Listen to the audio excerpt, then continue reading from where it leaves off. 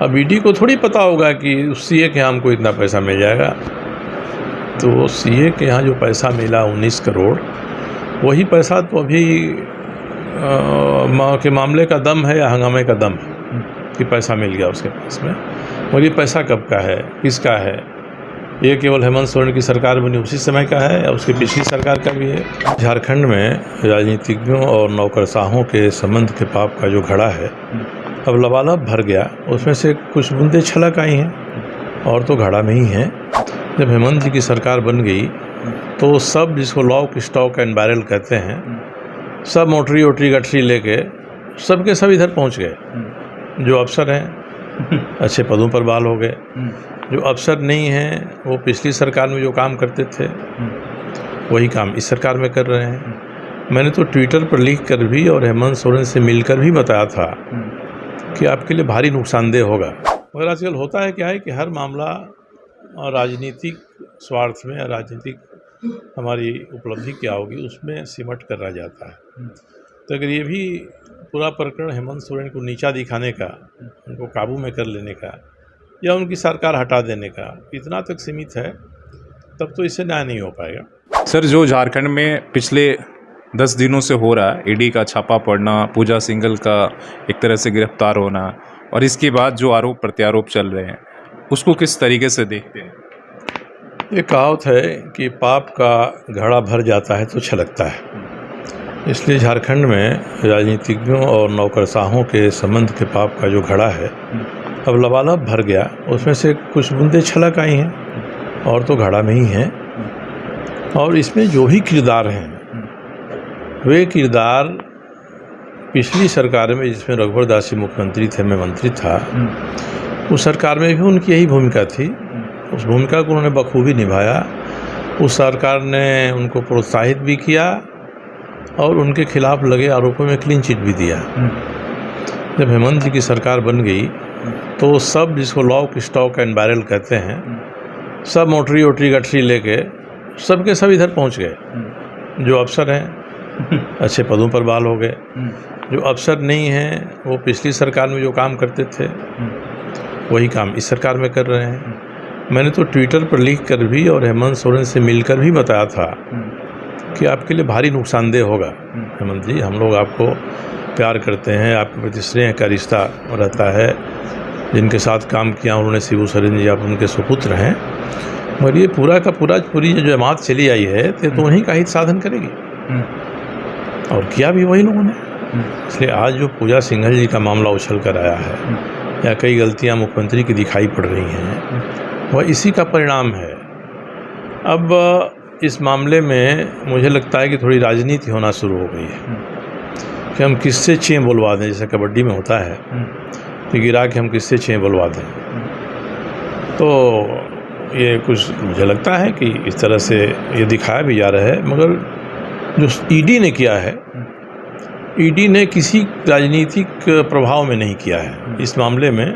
तो मैं ये कहूँगा कि ईडी के इस कार्रवाई के बारे में जो भी चीज़ें सामने आई हैं, ईडी स्वतंत्र रूप से जो अन्वेषण वो कर रहे थे मनरेगा घोटाले की, उसमें उन्होंने घोटालों में पूजा सिंघल मुख्य किरदार थी। उनके साथ जिन लोगों के लेन देन थे, बैंक अकाउंट्स से आना जाना था पैसे का, या कंपनियों में जो भी इनके लोग थे, उन पर ही ईडी ने छापा मारा है। अब ईडी को थोड़ी पता होगा कि उस सीए के यहाँ हमको इतना पैसा मिल जाएगा। तो सीए के यहाँ जो पैसा मिला 19 करोड़, वही पैसा तो अभी के मामले का दम है या हंगामे का दम है कि पैसा मिल गया उसके पास में। और ये पैसा कब का है, किसका है? ये केवल हेमंत सोरेन की सरकार बनी उसी समय का है या उसकी पिछली सरकार का भी है? नोटबंदी हुई थी 2017 में। नोटबंदी के बाद ये सारे के सारे लोग, पूजा सिंघल सहित, राजपाल वर्मा सहित, ये सारे के सारे लोग बड़ी महत्वपूर्ण पद पर थे। उनकी तूती बोलती थी। मनरेगा घोटाले में तो जो कमाई हुई होगी वो तो नोटबंदी में चली गई साहब, तो शून्य हो गई ना। उसका तो अब कोई कैश नहीं मिलेगा पास में आपके। और हेमंत सोरेन की सरकार में ये 6-7 महीने से ही मुख्य पद पर हैं, उसके पहले किनारे थे। तो ये जितनी कमाई उनकी हुई है, ऐसा नहीं है कि डिस्ट्रिक्ट माइनिंग अफसर से या खदान चलाने वालों से मांग के उन्होंने पैसा इकट्ठा कर लिया हो। ये तो पिछली सरकार के समय का उनका पैसा है, ये मेरा कहना है। और मैंने कहा है कि ईडी को इस ओर भी जांच करना चाहिए। ईडी को मोमेंटम झारखंड की जांच करना चाहिए, एग्रीकल्चर समिट की जांच करना चाहिए, कंबल घोटाला की जांच करना चाहिए, बिजली विभाग के ठेकों की जांच करनी चाहिए। ये सब होगा तो पता चल जाएगा कि जो केंद्रीय समूह है ये उस समय कितना सक्रिय था। साहब ये लोग मंच पर चलकर भी करते थे और मंत्री लोग नीचे बैठे रहते थे आयोजनों में। और मेरे पास होगा एक ट्वीट था, कौन बैंक था उसके यहाँ का जो प्रभारी था उसका, उसने कहा था राजबाला वर्मा जो शर्तें हम पर लगा रही हैं उन शर्तों के साथ काम करना मुश्किल। ये सार्वजनिक हुआ था, मैं आज भी खोजूँगा तो मिल जाएगा। तो इस तरह से लोग काम करते थे और क्लीन चिट भी देते थे, दोनों ही देते थे।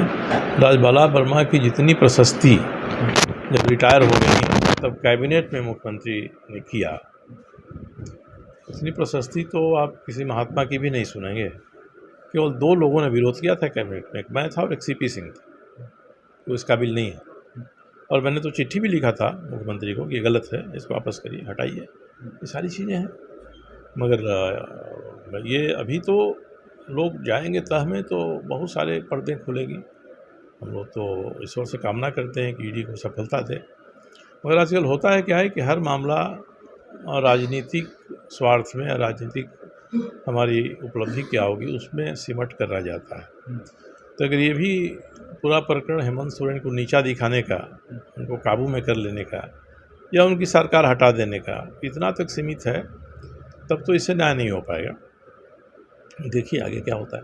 क्या मुख्यमंत्री जो आपने बताया उन तमाम चीज़ों को लेकर, जांच कराने को लेकर ईमानदार दिख रहे हैं कि अब भी वो थोड़ा ये करेंगे या चेतेंगे जो गलतियां मुख्यमंत्री से के प्रति मेरी शिकायत रही है, मैं हमेशा ही कहते रहा हूँ सार्वजनिक रूप से कि मैंने तो उनको 2 ठोस घोटाले के सबूत दिए थे।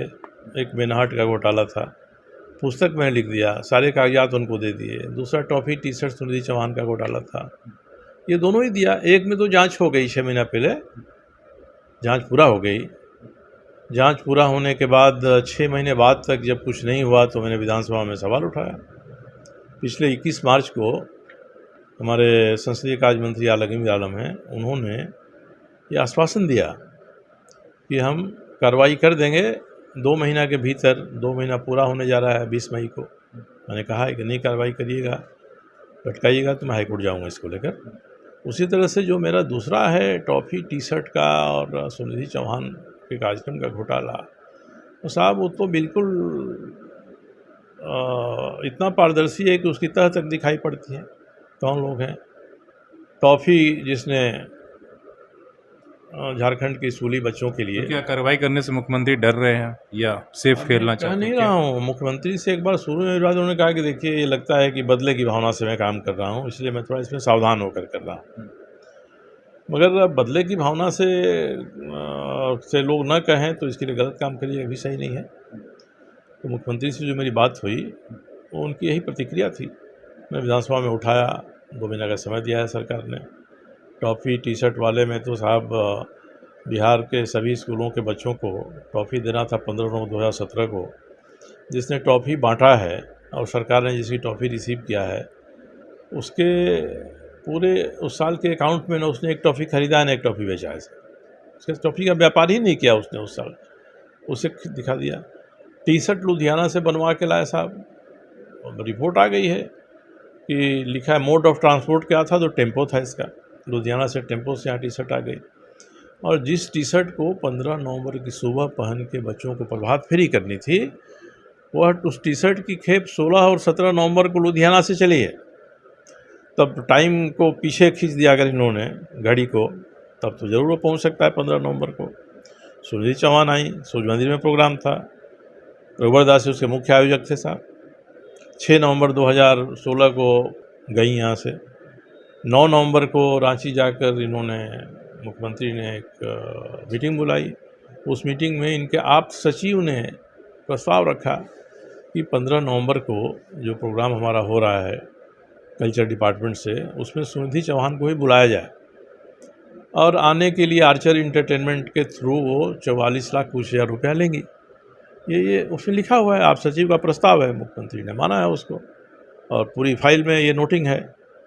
अब हमने यही सवाल उठाया था कि जब आपने 44.5 लाख रुपया उनको देना तय किया 9 नवंबर के दिन, तो 3 दिन पहले 6 नवंबर को आपने उनको कितना दिया था तो बताइएगा।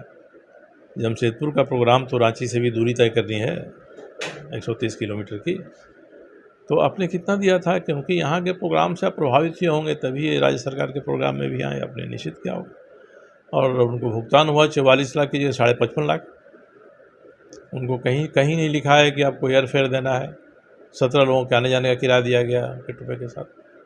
तो ये जो चीज़ें हैं ये तो साफ़ हैं, कोई कह दे गलत है। मेरे पास सारी फाइलें हैं, संचिकाओं में जो सारे कागजात हैं उसको मैंने तिजोरी की चोरी किताब भी लिखा है। इन लोगों ने सुनिधि चौहान के जमशेदपुर वाले 6 नवंबर के प्रोग्राम का भुगतान भी सरकार के खजाने से 15 नवंबर के साथ जोड़ के कर दिया। और वो भी किया होगा तो उस साल सुनिधि चौहान जो प्रोग्राम करती थी कितना लेती थी? अगर एसीबी जांच कर रही है, वो बम्बई जाएगी, इनसे रिकॉर्ड मांगेगी कि साहब नवंबर 2016 के 6 महीना पहले तक और 6 महीना बाद तक आपने कहाँ कहाँ बाहर प्रोग्राम किया है, उसमें से कितना पैसा आपको मिला है, ज़रा बता दीजिए। एसीबी आई थी जज से, तो आपसे भी क्या बातचीत हुई थी? खबरों में एसीबी ने मुझसे 15 दिन पहले रांची में मेरा बयान लिया था। सुना कि यहाँ आए थे लोग, मगर सुनिधि चौहान से पूछेंगे तो पता चल जाएगा ना कि उसमें कितना पैसा लेती थी वो एक रात के लिए कहीं बाहर जाने के लिए, उसे गायन के लिए, तो क्लियर हो जाएगा कि उनको 44 लाख 55 लाख देना भी जायज़ था कि नहीं था। तो ये सारी बातें जब होंगी तो ये तो चारा घोटाला से भी अधिक संगीन आरोप हैं।